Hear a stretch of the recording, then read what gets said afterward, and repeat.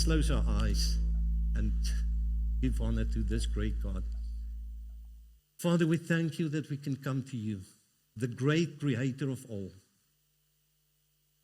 the great thought, the great architect, the great developer, the originator of all. We thank you, God, that although it's already thousands of years going, still we are the same people. Still we are suffering the same things. Still we are experiencing the same things. But I know, we're on your mind. We're on your mind. And God, thank you for Jesus Christ, who's working and he's here in the morning in this place, walking between us, looking at us. Thank you for your Spirit that is at work in this morning. And thank you. We give you the grace. We submit ourselves. We are like Lydia this morning in Acts, opening our hearts that you can do the work within our hearts, because we know that is so meaningful to you and that's so important to you. In Jesus Christ's wonderful name. Thank you for everyone attending here. And we pray that you may bless them. And God, that you may glorifying in this place. In Jesus' name, amen. People, let's start this morning with this one fundamental truth. And that's the one thing that every one of us must know. And that is the thing that you must make clear for yourself and bring your mind at ease. The Bible says in, Joe, you can start with the things for us and put it for us up there. Okay, God acts. You go to the scriptures. People, the most important script or text in the whole Bible, according to me and according to some scholars, is this. In the beginning, God created the heavens and the earth. I wonder if we look around at this people, the people on this earth, in this day, and we ask this question, how many people is still believing that there's a God in heaven that creates all? Because we've got so many answers these days. And we are so intelligent. And we are so clever. That I wonder, what are you saying this morning? Who created this earth and this heaven? And you know what? You look at that and easily see it was a skillful act. It was a good act that he did. But the question is that we must make out for ourselves this morning. What do you believe? Who created? Why are you believing? Why are you here on earth? Is it because of evolution, that I'm evolutionized? Every time I'm just something in the chain. If I die, something else is coming out, something else is coming through. Why are you here? Are you believing this word? And I think that's the way the Bible, that's the reason why the Bible is putting that first. In the beginning, God, Elohim, Hebrew it's well Elohim, is putting it first, that He's the creator of all. And if you want to know some Hebrew, I can give you some Hebrew. That's the Hebrew. I every day sit with the Hebrew Bible there alongside me, and I'm reading that Bible. And it's quite confusing Bible. You're reading from the back to that side. Not like a normal book. Oh, goodness. What did God and how must we understand all? Let's get to rest then. And the second verse that confirms it is this in John, that he repeats it. For in Him, in heaven and earth, visible and invisible, whether thrones or powers, or rulers, authorities, all things have been created through Him and for Him. He's talking about Christ. The text that I want to refer to is the second one. Through Him all things were made. Without Him nothing was made that has been made. Without God, so get at ease this morning. Are you believing that there is a God in heaven that made everything? Or are you going to be confused by AI, what they say there? Or you Google and say, what is this now? Or you go to the different things there and see what they are saying. People, don't confuse yourself. Go to this book. Many people have tried to get this book out of the way, and they haven't succeeded. It's still going on, and it's still going stronger than ever. Praise God for His word. And who of you have got your word there with you? Even if it's on the cell phone, just wave it a bit, people. That book will never pass away, because that's the word of God. And we know about this God, that this God, Elohim, is a sovereign being. And what makes it more better for me, when I read, oh, thank you, that's really to serve my man. That's a characteristic that every one of us can desire, to be a server. People, this God is a sovereign God. And He's using this word, when He talk about, He's using a Greek word. And let's go just to the Greek. How is John 3 verse 16 sounding in the Greek? Utos gara kapese no theos ton kosmon ton monagenou edoken. Maar tos Ionia ston Ionia. So what is the Greek word proskatio when you talk about God's sovereignty? What is it? What does it mean? It means one thing. There's only one person, according to the Bible, that has got this authority. And that is God. He's the Almighty One. No angel, no cherubim, nor any king on this earth. They can make for themselves whatever they want to. They can boast themselves. They can boost themselves. They can say, I'm the greatest. They can say, I have a country that's not great. That's the greatest. Look at our warships, the greatest. One thing, they can't say, I'm the Almighty. Someone once said, if you want to compare yourself towards others and other people, you must always remember one thing. There's a God greater than you. There's a God greater than us. And let me tell you now about this God, this sovereign God. The Greek word there means He holds all. He holds all. He's holding this whole universe this morning. Just think about it. Think about the Big Bang Theory. The Big Bang Theory is teaching us that somewhere in the past there was a Big Bang and all is drawing away and just pulling.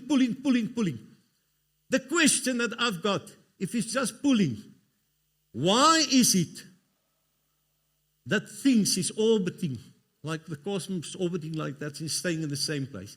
At those moments while we are sitting here, this earth is turning at the most amazing speed, and you are still here and standing here. It's orbiting around the sun. And every other part of the universe is orbiting. If it's just done pulling according to them, why is it that it's standing there? Because there's a God that's holding it together. There's a God that puts it there. And one day, if He wants, and He wants to take it away, then it will stop. People so many times tried, I've heard this thing. They tried to change this world. They promise us in the sermons we will find a better world. We must change the world. I said to my wife, forget it.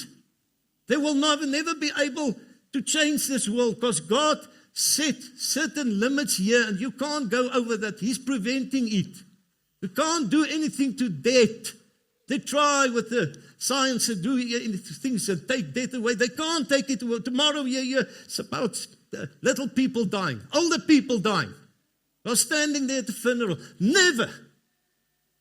The day that He decided, that's finished, then we will take it. God is a sovereign God. He's holding it all together. And He's holding my life together and your life together. You can trust Him with your life. You can trust Him with your life. He's holding it. Let's now look at Acts. I just want to tell you one thing.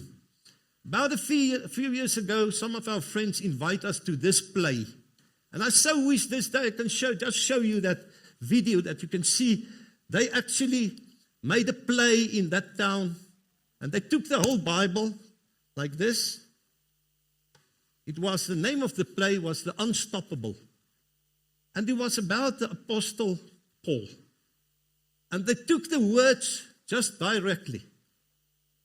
And the actors in that play, they wasn't allowed, thank God it wasn't me, they wasn't allowed to go off the word. They were only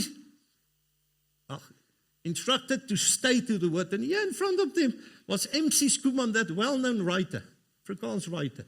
She was watching them, scanning them. And the moment that you go off the place, she will show you, no, listen, you're not.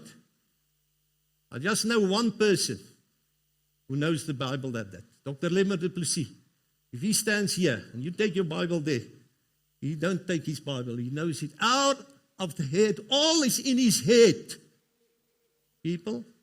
And they did that play. It was the best play. The whole act was playing in front of our eyes. We were seeing it. Staying to the script of the Bible. Not allowed to went off and not allowed to freedom of speech and to quote what they want to do. And there's one conclusion at the end was emphatic, amazing, so good, so good. It cost them lots of money. My one friend was involved with the music. He did all the plays and all the scenes. He did the music there for them. But the thing what was playing off before our eyes was Acts, the book that you're busy now with. And the way that I react, the adoration that I gave to that, after seeing that, was tremendous. It's so good, the actors is so good. I prayed for Paul, the guy who played Paul. Because to remember all the names, that Jewish names, is a bit different. It's a bit strange. It's a bit strange names, and he had to remember all. Yes, I prayed for him. And I thank God it wasn't me. Thank God it wasn't my wife.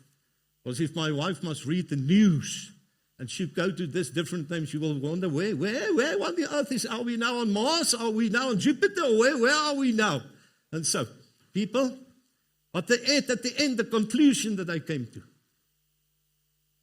every time that they mention that Jesus rose from the dead, it really stirred something in the Pharisees. The people always seen trouble. And the Sadducees of that time, people always crying because they don't believe in the resurrected Christ. He's still in the grave according to them. All that I can say to you, and that I'm taking heart of, there is a living God, there is a living Jesus. He rose from the dead, and he's looking on his church today, and he's here between us in this morning, and he's giving the Holy Spirit the commands and giving the instruction to tell you what to do, and reminding you of all that you've said. I'm not accepting. What I believe, it's not that God is working and certain, this is the Holy Spirit working, this is God the Father working, this is Jesus. No, people. For me, it's always the triunity, the God himself working through what he wants. Through what he wants. Because if you go to Revelation, you will see Jesus is walking there in between the people in the churches. He's going there. He's standing here this morning. He's walking here behind us. He's every day busy with your life. He's in you. He's in front of you. He's over you. He's after you. He's there. And God the Father is having one thing in mind. To build the people. And we are the people. Now listen now. Because he is sovereign. He can decide this morning through whom he wants to work. With what he wants to work. Who he wants to do it. When he wants to do it. He's sovereign. No one of us can tell God here. No one of us, not even Moses. In the Old Testament, God passes Moses, and then Moses said, "Oh God, just show me yourself." And then God passed him by, and God said, "Okay, I will prevent you from looking, because no one can see me and stay alive." And then God passes him, and what did God say to him? "I am God.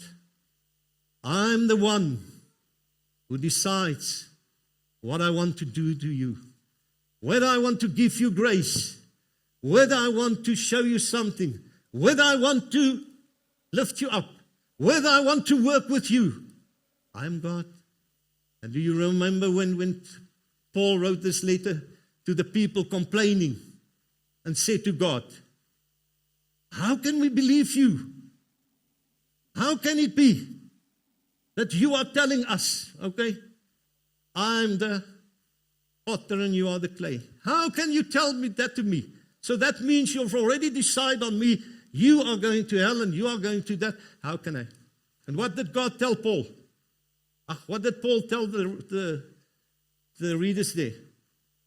Put your hand on your mouth, because the same that he told Moses, I am God, and whatever I decide in grace I want to give, I will give it to that person.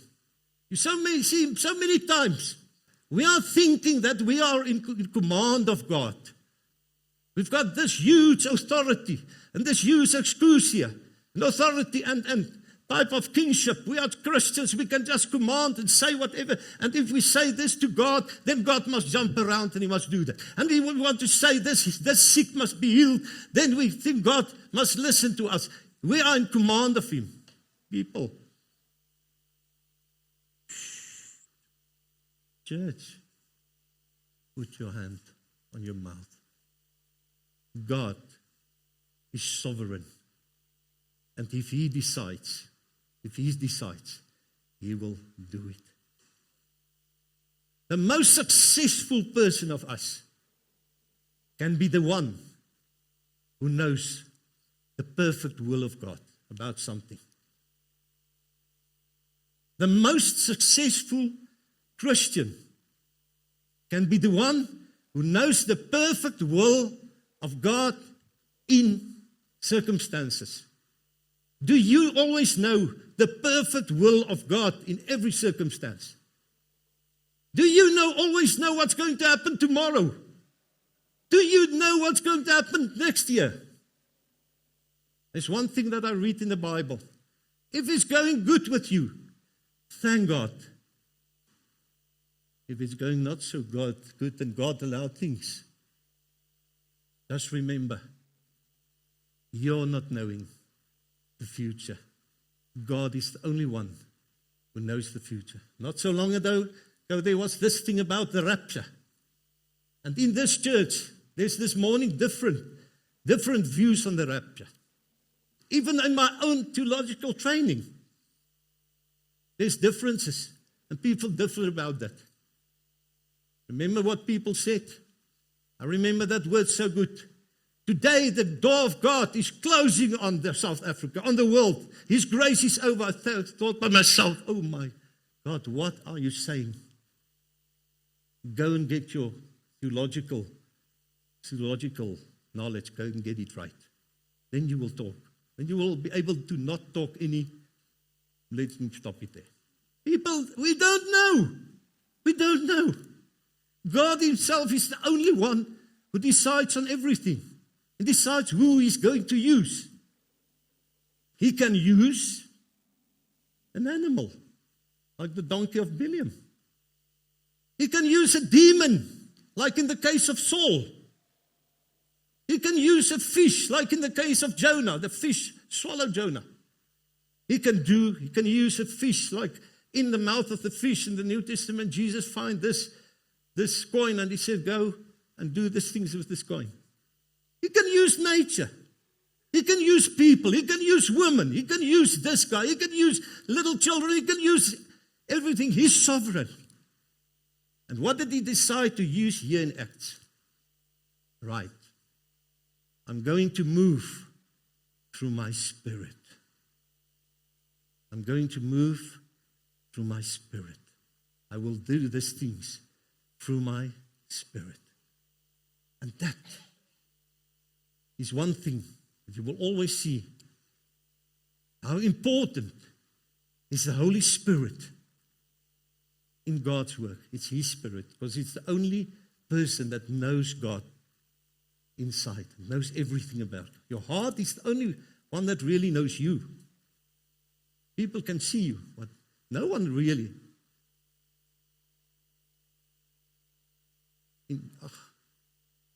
Or when God decides you to know of the knowledge that you will know what's in someone's heart. Or else you will don't know what's in your heart. But you are sitting there. And what did God say here? Why is the Holy Spirit so important? One of my scholars was a doctor. And he said he did some of his theological training in Germany. And fasten your seatbelts. Doctors, scholars. The place where Reinhard Bonker originated from, he's a German. Big evangelist. Passed away already. And he was doing his theological training in Germany. And he said, you will not believe it that even the doctors that gave them training don't believe in the resurrection of Christ. They don't believe. They believe what the disciples said is some hallucinations or delusions.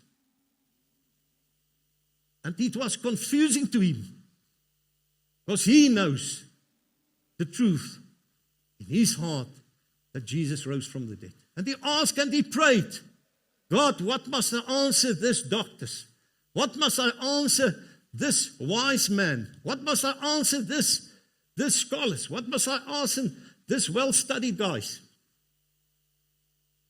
And God said to him, this is the answer. Why is the Holy Spirit on earth? What did Jesus promise? When I go away, when I ascend to heaven, then I will send someone to you. That is the Holy Spirit. Is there someone in this church that confirms today the Holy Spirit is in you? Just raise your hand for me. Who can confirm this morning? I can confirm He is in me. He's in me. That's why I know Jesus is alive. And that's one truth that I want to encourage you this morning with. The fact that it went like that in Acts was a move of God's Spirit there. Because Jesus Christ is in heaven. His Spirit is here. And I want to tell you this morning something. The Holy Spirit is one of the most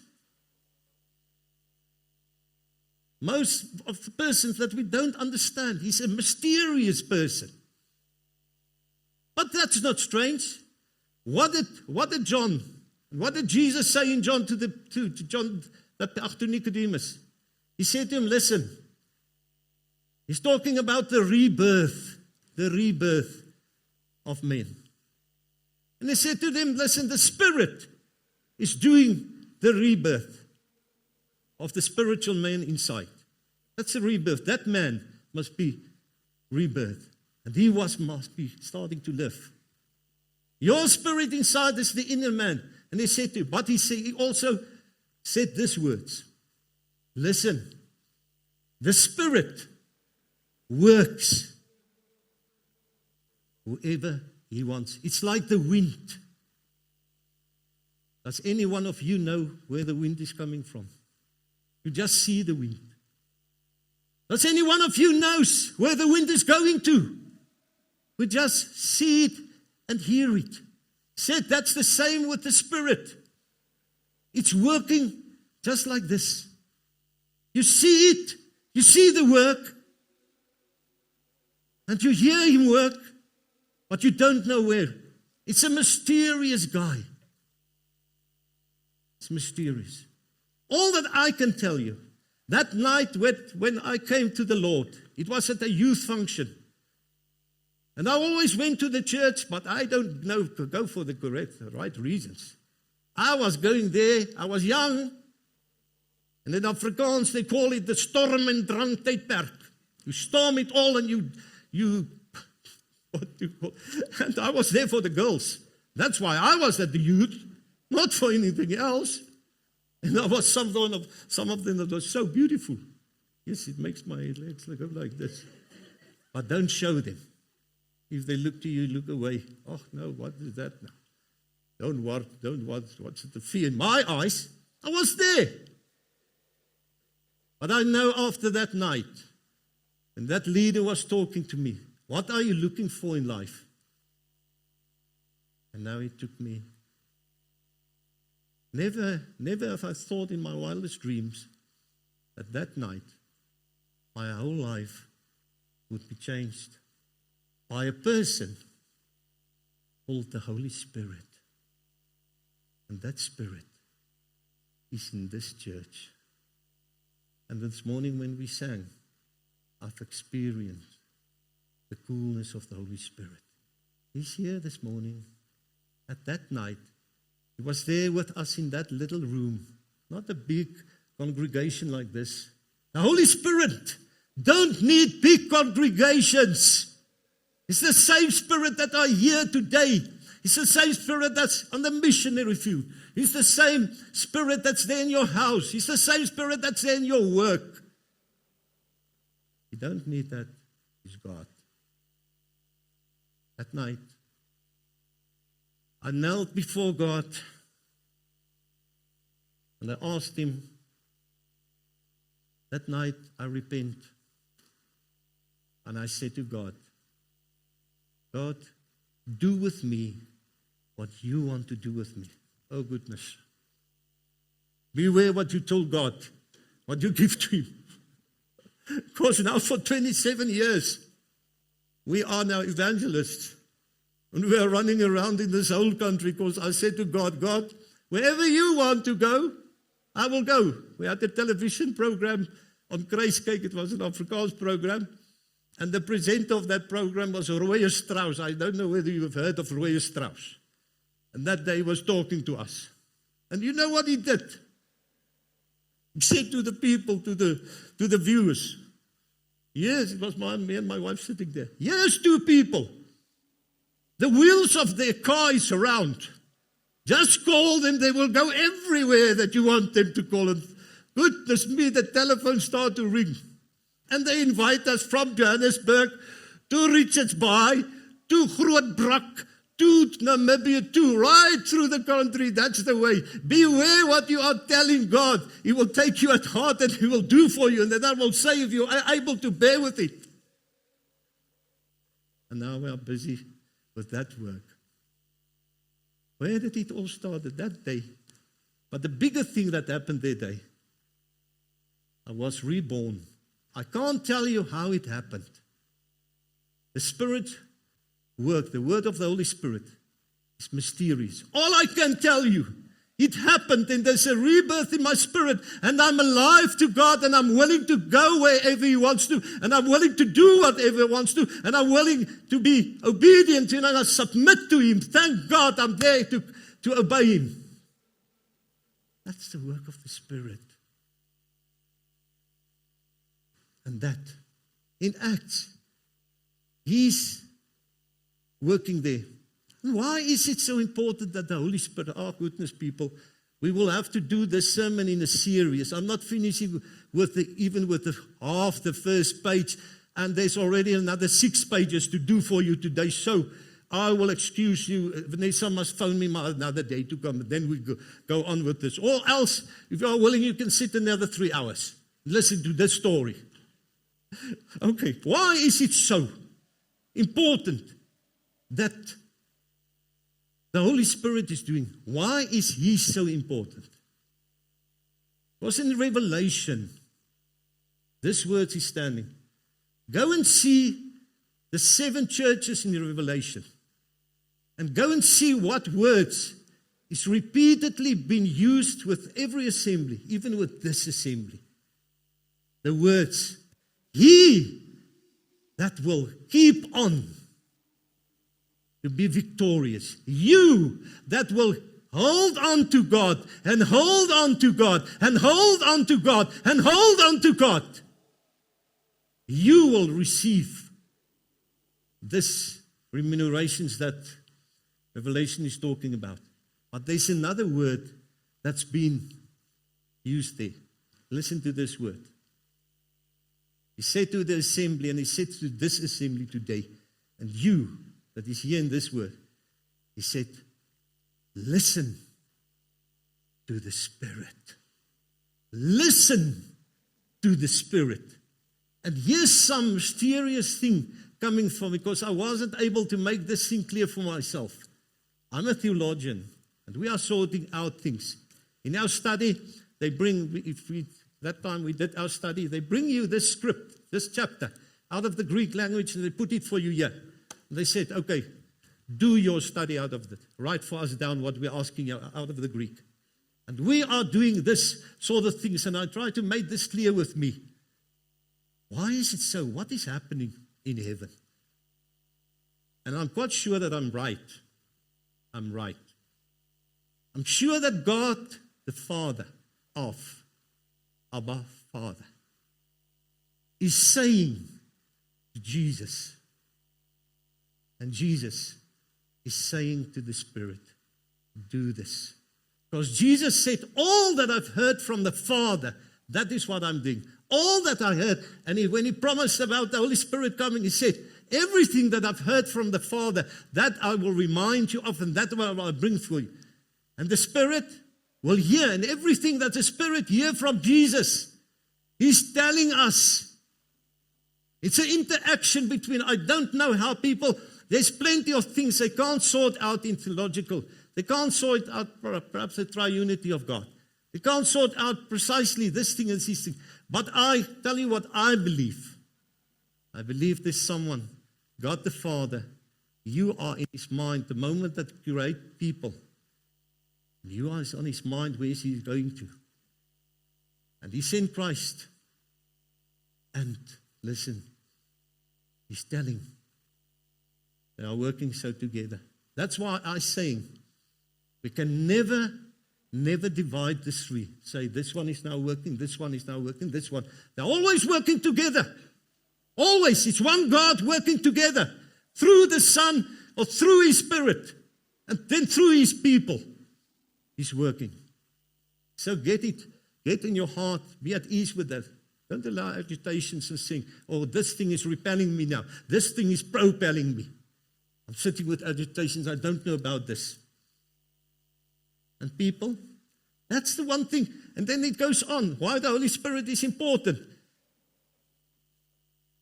The interaction. And then the Spirit is working. He said to the woman there at the pit, the Samaritan. You know the Jewish people. You know how the Jewish people was instructed by God in the beginning. Read the Old Testament and you will see how they are thinking. They just heard from God. Go and terminate all the other nations. Go, kill them. Kill the sons. Kill the children. Kill everyone. And God said to them here, listen. He said then that to that woman, for she was thinking about, how do we worship God now? We must go to a mountain. We must go in there. She's partly Jewish, partly Samaritan, so that type. And the Jewish people don't like them. Remember what God commanded them. Get rid of the other nations. Get rid of the other nations. Because they are going to lead you astray. People, and what did Jesus say to them? There's a time, and it's now, that the true worshippers will worship God in spirit and truth. Because God is spirit. And if you want to worship God really, you must become more spiritful. That's why the Holy Spirit is here with us and it's working in the church and He's there to actually help us and form us and equip us and comfort us. All that things. You need the Holy Spirit to become more spiritual. Because God is a spiritual being, a self-existing being. No beginning, no end. Strange, eh? To think of that. A being like that. That is God with all respect. People, that's why the Holy Spirit is so important to us. It's so important in this. God is working through him because God is spirit. Let me ask you, are you ever going to communicate with God if you are not spiritual? How are you going to communicate with God, this spiritual being, when you one day get into heaven? Is God is developing the spiritual man inside. The spiritual man inside that we can communicate with him and that he prepare us for one day. And I'm so glad to say to you one thing. This morning when I listened to this beautiful music and this beautiful songs and the lyrics and the melody, I just thank God that one day in eternity, one of the most fragrant things in heaven is that we will worship God the whole time. Beautiful music and beautiful songs, and we all can be together in doing it. That's what's lying ahead of us. Was it beautiful this morning to you when they were singing so? So beautiful. That is what. It's a spiritual being. That's why the Holy Spirit is so important. You will not be able to develop the spiritual man without the Holy Spirit. But we will definitely not be able to bear with each other without the Holy Spirit. Let me tell you, there's one characteristic in this Gauteng area. We did many parts in this country. And I don't know whether it's a thing of this people here. They like to talk. And they want to talk alone. Alone. I said to my wife, they must remember about one script that Jay said to them. Be quick to hear and slow to talk. Because they want to say about themselves, and they want to see how they see things, and they want to see how they do things. And it's me, myself, and I the whole time. They forgot they've got 2 ears and 1 mouth. People, tell me if the Holy Spirit is not here to work fruit in you. How are you going to cope with someone else? How are you going to love the people next to you? How are you going to be willing to listen to everybody? How are you going to be friendly towards everyone? How are you going to be kind to everyone? Listen to the fruit of the Spirit. I've got it here, man. The fruit of the Spirit is this thing. Love, peace, joy, goodness, patience, self-control, kindness, and friendliness, faithfulness. To be humble. The meaning of being humble is a word in Greek that means not to do it according to your constitution. Because you've got a life to live, and now everybody must live like I live. And if they don't do it like I'm doing, they are wrong. And I must teach them how to be right. My wife's mother was a writer. She teach there in Grey College in Bloemfontein. She was a teacher. I always said to her, Oma, you teach. You did something very good. You teach many Springboks. Who's there for Springboks? I said to my son-in-law yesterday, I think we can go with hope that we can win the next World Cup. I think so, if we are still alive. But Karina was a writer. Her mother was a writer. She wrote for one of our book club here in the country. And when we work so with the children, sometimes they ask Karina, why are you not writing? Your mother did it. You have got so many stories to tell now. And I said to him, whoa. Don't underestimate my wife. She's writing. She's writing. She's prescribing me what to do. That's what she is writing. So I bear with that. People, if we like and we sit here and we prescribe to everybody, that's the way the church should run. That's the way Vanessa should do it. That's the way how the elderly, that's the way. People, what confusion will be there? What confusion? What respect will be there? What respect? You know that Paul says, I'm first in line to give respect.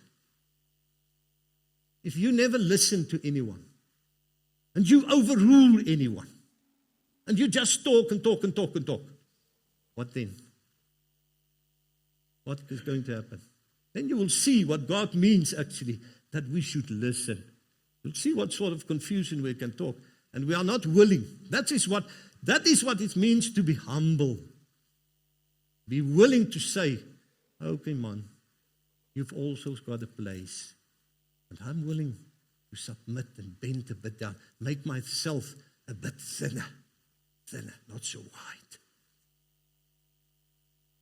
And then we are going to, and that's the fruit of the Spirit. We need the fruit. Vanessa, I will just go so halfway, and then I'll give to them the scripture so they can read.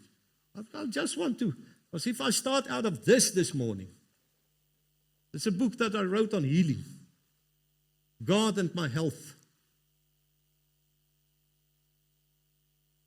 What then? Where are we going to go then to? And listen now, okay, that is the different parts of the Holy Spirit, the fruit. And then the Holy Spirit is equipping. That's why the Bible says, not that we are competent in ourselves to claim anything for ourselves, but our competence comes from God. Our effectiveness, the way that we can use it, comes from God. It's only God that can make you able to do it and be effective. Not so long ago, I was standing, they invite me always, because we are in the singing ministry as well, and writing and children ministry as well. They've called me to come and do the praise and worship there for them they're close to Heidelberg. People for the first time in my life. And it's people from the street coming to that thing. For the first time in my life, I was seeing, and although I'm years now in ministry, I was looking at a person that's demon-possessed. When he came to the front, he came like this. I said to my wife, watch that guy's eyes. You can see even the devil in him. And he came to the front, and he wasn't even wearing his shoes, and he came in front to the pastor. Say perhaps it was Vanessa. He was standing there before the pastor. And the pastor asked him, who are you? And with this voice, he started to answer, we are many. We are many. A young man, so infiltrated by the devil that he was there, standing there. And his hands was going like this. He was going like this. This is the first time in my life. If the Spirit of God doesn't equip you to work with that things, and you haven't got the discernment to see what is going on in these people, how will you do God's work? That's why the Holy Spirit is so important. And we conclude the session this morning with this now. There's two standing out points in the book of Acts that happened. And the one was, there's multiple examples of this. The one was the baptism. The submersion of the immersion in water. And always the Greek uses the word baptizo, to submerge people, to immerse people. Never it's using the word rantizo or ekgio, or sprinkle people, or putting a bucket and throw it. Never. You don't have to struggle with the baptism, people. Just go to that word and see it means that you must be submerged under the water. And I'm not talking about that so easy how it is for me. I see that word, and I don't understand always why people is so arguing about this thing. That's easy to see. There is no other meaning to that. That's why in this script, in this part in Acts, they went with this person into the water, and they came out of the water. Submerged. That's a multiple thing. That's the most one fragrant thing that you see in Acts. That happened. And then there's another thing that happened, another baptism. And I'm just going to tell you, nothing else. That's the baptism in the Holy Spirit. when the Spirit is overflowing you, you're baptized in it. And you can see it always went with this thing that was speaking in tongues. I'm just going to leave you with this one thing. Because we know when the Holy Spirit came down to earth, they were speaking in tongues, and it's existing languages. Like what the languages they there. But if you go to 1 Corinthians 14, where you see what the tongues, he says that what this people was speaking, and you'll find it's a different thing. It's not that type of thing. But there we will stop it now, and that thing. And the other thing, listen, and with this we conclude this session. There was plenty of healings taking place. Physical healings. And in the Greek, there's different names for these healings. There's 4 different words in the Greek. But the one word that I want to conclude this morning is the healing called therapio.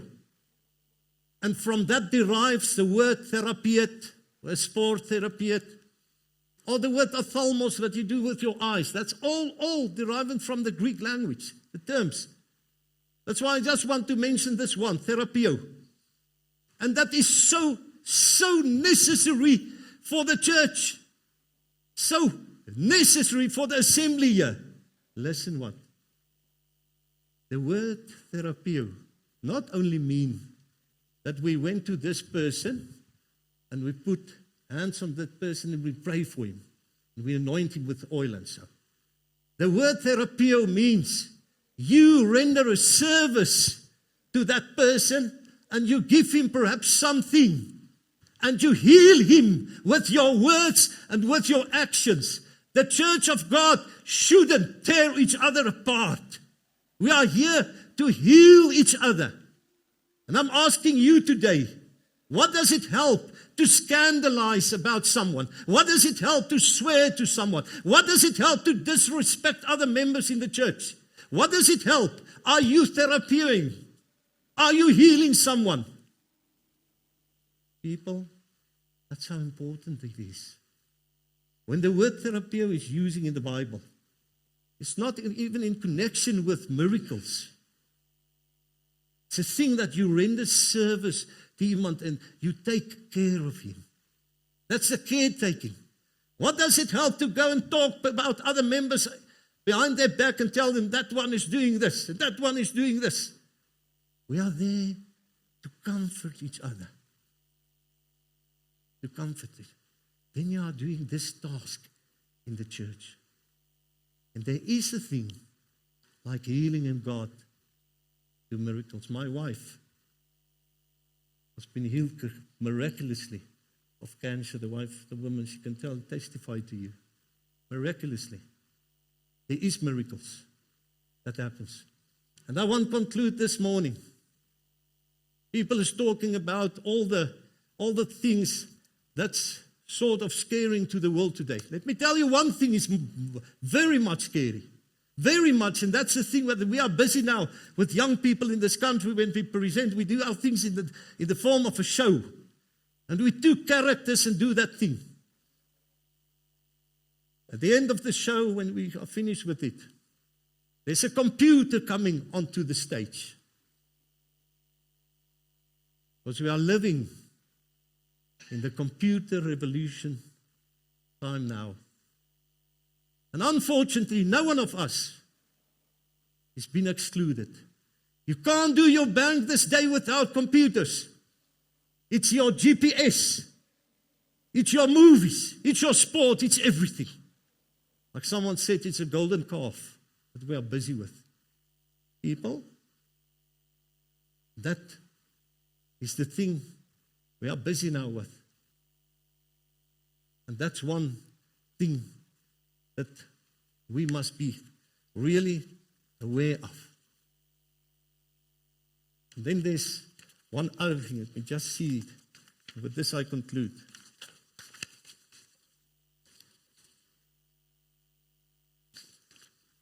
And there's different religions today.